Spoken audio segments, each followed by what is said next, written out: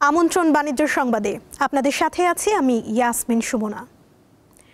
রাজধানীর বাজারে এখনো চড়া দামে বিক্রি হচ্ছে পেঁয়াজ ও সবজি। প্রতি কেজি পেঁয়াজ 5 টাকা কমে 75 টাকায় বিক্রি হচ্ছে।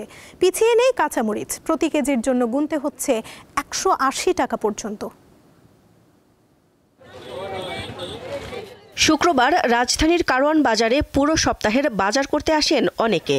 সাপ্তাহিক ছুটির দিন ভোক্তাদের ভিড় থাকে বেশি, সবাইকেই গুনতে হচ্ছে অতিরিক্ত টাকা, কারণ সবজিসহ সবকিছুর দামই চড়া। পেঁয়াজের ঝাঁজ গত সপ্তাহের তুলনায় কিছুটা কমেছে।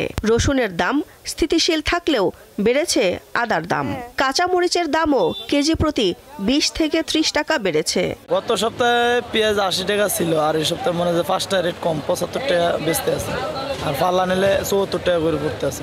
আগে 140 160 এরকমই ছিল, আজকে 160 টাকা কেজি। মাঝখানে কয়েকদিন আগে 120 টাকাও ছিল, কিন্তু একটু আজকে একটু বাড়তি। কাঁচামরিচ কাল পরশু দিনে নিয়েছি 100 টাকা 120 টাকা কেজি, আজকে কিনছি 180 টাকা কেজি, আবার এখানে 160 টাকা কেজি। এই কারওয়ান বাজারের ভিতরেই 20 টাকা 30 টাকা পার্থক্য হয়ে যায়। গরিব যারা আছে তারা কি করবে? ওই রাস্তার মধ্যে ভাগা বিক্রি করে না, টোকায় টোকায় আমাদের ভাগা কিনে খাইতে হইব আর কি। আমাদের যাওয়ার জায়গা নেই, তো আমাদের কথা শোনার মতো তো কেউই নাই। গত সপ্তাহে সবজির মধ্যে সবচেয়ে বেশি দাম ছিল গোল বেগুনের। এ সপ্তাহে কিছুটা কমে বিক্রি হচ্ছে 100 থেকে 120 টাকা কেজিতে। এছাড়া পটল, মুখী কচু, ঢেঁড়স ও চিচিঙ্গা 60 থেকে 80 টাকা কেজি দরে কিনতে হচ্ছে নগরবাসীকে। লাউ হলো 60 টাকা পিস, কারকুল হলো 80 টাকা, সিমের কেজি হলো 150, উস্তার কেজি হলো 60 টাকা, শসা কেজি হলো 90 টাকা। ঢেঁড়স আগের সপ্তাহ ছিল 60 টাকা, এই সপ্তাহে 70-80 টাকা আছে। পটল 60 টাকা, কোনোটাই কমছে আর কি, কোনোটাই বাড়ছে 10-15 টাকা। বাজার করা খুব কঠিন। সবজির দাম যেভাবে 80 টাকা কেজি, তারপরে 120 টাকা চাই টমেটো, 100 টাকা চাই টমেটো, ভালো মানের টমেটো 120 টাকা, তাহলে অনেক দাম না? এটা তো 50-60 টাকা বাড়ি জুলান এরকম হওয়ার দরকার ছিল। আগের বাড়তি দামেই বিক্রি হচ্ছে মাছ। সাধারণের নাগালের মধ্যে নেই রূপালী ইলিশ। 1 কেজি ওজনের মাছ বিক্রি হয় 2500 থেকে 2600 টাকা পর্যন্ত। কারওয়ান বাজারে গরুর মাংস 750 আর খাসির মাংসের কেজি বিক্রি হচ্ছে 1100 টাকায়। দিলশাদানি, দীপ্ত সংবাদ, ঢাকা। চলতি মৌসুমে বরিশালে ইলিশ আহরণ কমেছে। জুলাই থেকে সেপ্টেম্বর ইলিশের ভরা মৌসুম। এ সময় দেশের 2/3 ইলিশ ধরা পড়ে। মৎস্য অধিদপ্তরের তথ্য মতে চলতি বছরের জুলাই ও আগস্টে ইলিশ ধরা পড়েছে 29,519 টন। গত বছরের একই সময় ধরা পড়েছিল 40,000 টনের বেশি। এই অবস্থায় বাজারে ইলিশের দাম বেড়েছে বলে জানায় সংশ্লিষ্টরা।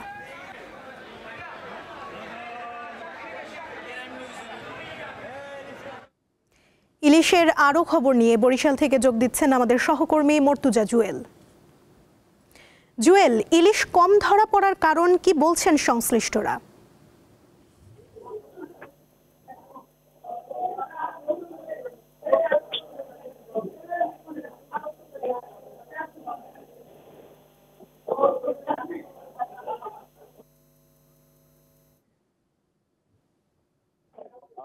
আসলে চাহিদা অনুযায়ী পর্যাপ্ত ইলিশ আহরণ না হওয়ার ফলে ইলিশের এক প্রকার চড়া মূল্যে বরিশালের বাজারে ইলিশ বিক্রি হচ্ছে। মৎস্য বিভাগের পরিসংখ্যান অনুযায়ী এবছর অন্তত 30% ইলিশ মাছ আহরণ হ্রাস পেয়েছে। মূলত নদী এবং সাগরে ইলিশের পর্যাপ্ত উপস্থিতি না হওয়ায় জেলেরা অনেকটা শূন্য হাতে সেখান থেকে ফিরছেন এবং এর প্রভাব পরিলক্ষিত হচ্ছে বাজারে। এই অঞ্চলের হচ্ছে ইলিশের পর্যাপ্ত চাহিদা থাকে সারা বছরই, কিন্তু প্রতি বছর সাধারণত আগস্ট, সেপ্টেম্বর এবং অক্টোবর এই 3 মাস ইলিশের ভরা মৌসুম বিরাজমান থাকে।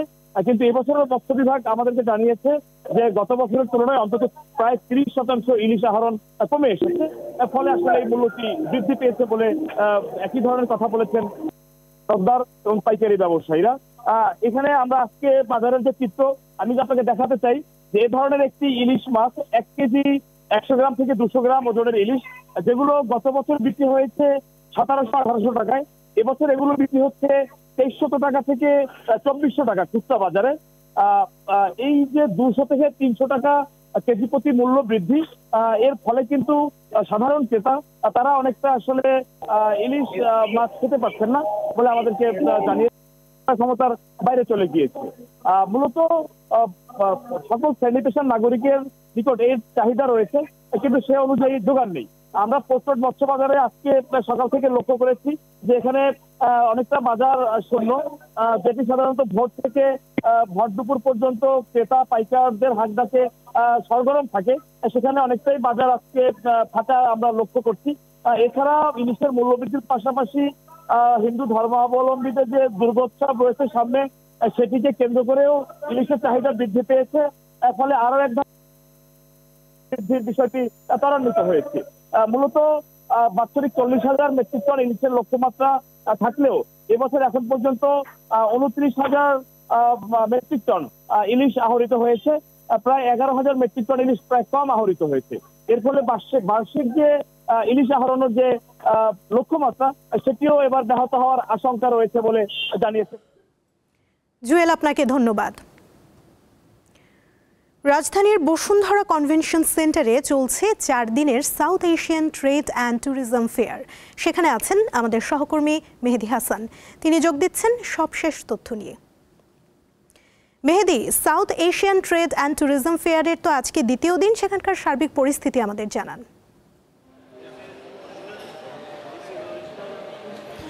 সুমনা, গতকাল সকালে আসলে এটির উদ্বোধন হয়েছে এবং সার্কভুক্ত যে দেশগুলো রয়েছে সেটিতে আসলে বাংলাদেশের যে রপ্তানি বাণিজ্য আরও সম্প্রসারণের উদ্দেশ্যেই আসলে এই মেলার আয়োজন করা হয়েছে। এবং শুধু তাই নয়, আমরা কিন্তু এখানে এসে শুনেছি ইবি থেকে আরও 46টি দেশে কিন্তু আন্তর্জাতিক বাণিজ্য মেলায় বাংলাদেশের পক্ষ থেকে এবং বিভিন্ন যে পণ্য রয়েছে সেগুলো নিয়ে কিন্তু তারা মেলায় অংশগ্রহণের আয়োজন করেছে। এবং আজকে এই যে মেলায় আমি রয়েছি, এশিয়ান ট্রেড মেলা, এবং এখানে কিন্তু পাকিস্তান, শ্রীলঙ্কা, নেপাল সহ বিভিন্ন কয়েকটি দেশ, সার্কভুক্ত যে দেশগুলো রয়েছে সেই দেশগুলোর পণ্য নিয়ে কিন্তু এখানে স্টল দেওয়া হয়েছে। এবং আমরা বেশ কিছু স্টল ঘুরে দেখেছি। এখানে পাকিস্তানি স্টল রয়েছে যেখানে আসলে পরিত্যক্ত যে পণ্যগুলো রয়েছে, যেমন প্লাস্টিকের বোতল বা অন্য বর্জ্য, এগুলো থেকে সুতো তৈরি করে সেগুলো দিয়ে কিন্তু আসলে বস্ত্র তৈরি করা হচ্ছে। এবং আশেপাশে যদি আমি একটু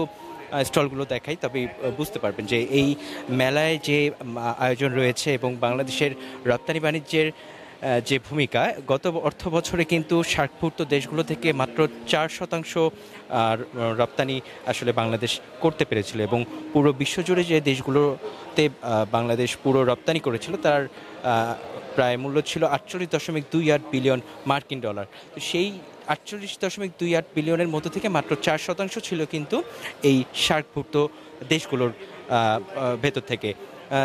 সেই দিক থেকে আসলে যেন এই এশিয়ার অঞ্চল থেকেই রপ্তানি বাণিজ্য আরও সম্প্রসারিত করা যায়, সেই লক্ষ্যে কিন্তু এই মেলার আয়োজন করা হয়েছে। এবং এই মেলার মূলত আয়োজন করেছে SAARC chamber of commerce and industry, এবং ABCCIও এই মেলায় সার্বিক সহযোগিতা করছে। এবং এই মেলায় বাংলাদেশ, পাকিস্তান, শ্রীলঙ্কা, আফগানিস্তান সহ মোট 100টি স্টল আসলে এখানে আয়োজন করা হয়েছে। এবং এখানে কাপড়, ইলেকট্রনিক্স পণ্য, পারফিউম, ঘর সাজানোর আসবাবপত্র সহ আসলে বিভিন্ন রকমের পণ্য কিন্তু আমরা দেখতে পাচ্ছি। এবং আমরা এখানে কিন্তু বেশ কয়েকটি বাইরে থেকে যারা আসলে এখানে স্টল দিয়েছেন তাদের সাথে কথা বলেছি। বাংলাদেশের পক্ষ থেকে আসলে এই যে আয়োজনটা করা হয়েছে এতে তারা খুবই সন্তুষ্ট এবং খুশি হয়েছেন যে আসলে সুযোগ পাওয়া যাচ্ছে যে বাংলাদেশের সহ এই সার্কভুক্ত যে দেশগুলো রয়েছে তারা কিন্তু একত্রিত হয়ে বাণিজ্যিকভাবে আরও যেন এগিয়ে নেওয়া যায় এই দক্ষিণ এশিয়ার মানে দেশগুলোকে, সেই দিক থেকে কিন্তু চিন্তা করে তারা এই আয়োজন করছে। এবং এখানে এসে বিভিন্ন যে ব্যক্তিগত বা বেসরকারি ব্যবসায়িক প্রতিষ্ঠান যেগুলো রয়েছে তারাও কিন্তু এখানে আসছেন এবং বিভিন্ন প্রোডাক্ট দেখছেন এবং তাদের সাথে আসলে পরামর্শ করছেন, কথা বলছেন পণ্যগুলোর গুণগত মান নিয়ে, পণ্যগুলো কিভাবে এক্সপোর্টের দিকে তারা আরও ভালোভাবে সহজভাবে কাজ করতে পারে এবং ডিজিটালি এই বিষয়গুলো কিভাবে আরও এগিয়ে নেওয়া যায়, এই বিষয়গুলো নিয়ে কিন্তু আমরা দেখেছি আসলে দর্শনার্থী যারা আসছেন তাদের সাথে এখানে যে স্টলের কর্তৃপক্ষ রয়েছে বিভিন্ন দেশের তাদের সাথে কিন্তু আলোচনা করছেন এবং প্রত্যেকটি জিনিসের কিন্তু গুণগত মান নিয়েও তারা কথা বলছেন, জানতে চাচ্ছেন এবং এই জিনিসগুলো কিভাবে বিভিন্ন দেশের মাধ্যমে আসলে তারা রপ্তানি বাণিজ্যে আরও এগিয়ে যেতে পারে সেই দিকগুলো নিয়ে আসলে কথাবার্তা হয়েছে এবং আমরা এই জিনিসগুলো কিন্তু এখানে দেখেছি। এবং যেহেতু মেলা গতকালকে শুরু হয়েছে, এখনও আমরা দেখছি নতুন নতুন স্টল কিন্তু এখানে রেডি করা হচ্ছে এবং যারা দর্শনার্থী রয়েছে তারাও কিন্তু বিভিন্ন দেশের প্রোডাক্টগুলো দেখতে পেয়ে বা তাদের সম্পর্কে জানতে পেরে আসলে অনেকেই কিনছেন, অনেকেই ব্যবসায়িক চিন্তাভাবনা থেকে আসছেন। তো সব মিলিয়ে আসলে এই যে সাউথ এশিয়া ট্রেড ফেয়ার 2025 এগুলো কিন্তু এই ফেয়ার কিন্তু আসলে একটি সফল মেলা হিসেবেই বলা যায়, কারণ এখানে এই সার্কভুক্ত দেশগুলোকে নিয়ে বাংলাদেশের যে রপ্তানি চিন্তাভাবনা সেটি কিন্তু আরও ভবিষ্যৎ সুদূরপ্রসারী বড় চিন্তাভাবনা থেকে কিন্তু এগিয়ে নিয়ে যাচ্ছে। এবং আমরা যত দেখছি যে এখানে যারা ট্রেডার যারা রয়েছে, যারা এক্সপোর্ট করেন এবং বিভিন্ন দেশ থেকে যারা তাদের বিভিন্ন পণ্য নিয়ে এসেছেন, সেই পণ্যগুলোর গুণগত মান এবং এই সার্কভুক্ত দেশগুলোর রপ্তানি বাণিজ্যে যেন আরও তারা একে অপরের সাথে এগিয়ে থেকে, যেমন ইউরোপিয়ান যে সংগঠনগুলো রয়েছে তারা কিন্তু একত্রিত হয়ে নিজেদের মধ্যে কিন্তু বাণিজ্যিক প্রসার ঘটিয়ে তারা আসলে সবচেয়ে বড় রপ্তানি যে আয় সেটি কিন্তু তাদের নিজস্ব এই ব্যবস্থা থেকে করে থাকে। সেই দিক থেকে কিন্তু আমরা দেখেছি বাণিজ্য মন্ত্রণালয় কিন্তু আসলে দীর্ঘদিন থেকে কাজ করছে যেন এই সার্কভুক্ত দেশগুলো দক্ষিণ এশিয়ার মধ্যে আসলে বাণিজ্যিক রপ্তানি আরও দীর্ঘায়িত করা যায় এবং আরও ভালোর দিকে এগিয়ে নিয়ে যাওয়া যায়। সেই দিক থেকে কিন্তু আজকের এই মেলা আমরা দেখেছি অনেক গুরুত্বপূর্ণ ভূমিকা পালন করছে এবং এই মেলায় যে 100টি স্টল রয়েছে সার্কভুক্ত দেশগুলোর প্রতিনিধি করছেন, তারা কিন্তু সব মিলিয়ে একটি স্বাচ্ছন্দ্য বোধ করছেন যে এই মধ্য দিয়ে আসলে বাংলাদেশ সহ এই এশিয়ার যে রপ্তানি রয়েছে তা আরও এগিয়ে যাবে, এটি তারা আসলে প্রত্যাশা করছে। তো সুমনা, এই ছিল আসলে এই সাউথ এশিয়া ট্রেড ফেয়ার থেকে আমার কাছে সবশেষ তথ্য। মেহেদী, আপনাকে ধন্যবাদ। উদ্ভাবনী আবাসন সমাধান খুদি বাড়ি আগা খান আর্কিটেকচার পুরস্কার 2025 অর্জন করেছে। খুদি বাড়ি মারিনা তাবাসসুম আর্কিটেক্টস এর একটি প্রকল্পটি সাশ্রয়ী ও স্বনির্মাণযোগ্য নকশার জন্য নজর কাড়ে। জলবায়ু পরিবর্তনের কারণে বাস্তুচ্যুত জনগোষ্ঠীর আবাসন সমস্যার টেকসই সমাধান হিসেবে এই প্রকল্পের অভিনব ও কার্যকর অবদানের স্বীকৃতিস্বরূপ এই মর্যাদাপূর্ণ পুরস্কার দেয়া হয়েছে। অনুষ্ঠানে পুরস্কারের স্টিয়ারিং কমিটির চেয়ারম্যান প্রিন্স রহিম আগা খান বলেন, পরিবেশের প্রতি যত্ন, জ্ঞান ও সহমর্মিতার সঙ্গে নতুন প্রজন্মকে নির্মাণ শিল্পে অনুপ্রাণিত করাই এই পুরস্কারের অন্যতম বড় লক্ষ্য। এ সময় তিনি আরও বলেন, আজকের স্থাপত্যকে অবশ্যই জলবায়ু সংকট মোকাবিলা করতে হবে এবং মানবতাকে লালন করতে হবে। 1977 সাল থেকে এই পুরস্কার দেয়া হচ্ছে।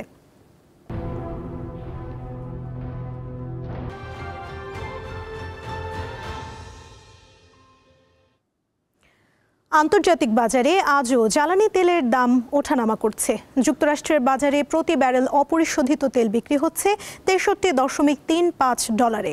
ওপেক দেশগুলোর জ্বালানি তেল অর্থাৎ ওপেক বাস্কেটে ব্যারেল প্রতি বিক্রি হচ্ছে $71.13। আর দুবাইতে প্রতি ব্যারেল অপরিশোধিত তেল বিক্রি হচ্ছে $70.50। অন্যদিকে ইন্ডিয়ান বাস্কেটে প্রতি ব্যারেলের দাম $70.29। দর্শক, এই ছিল আজকের বাণিজ্য সংবাদে।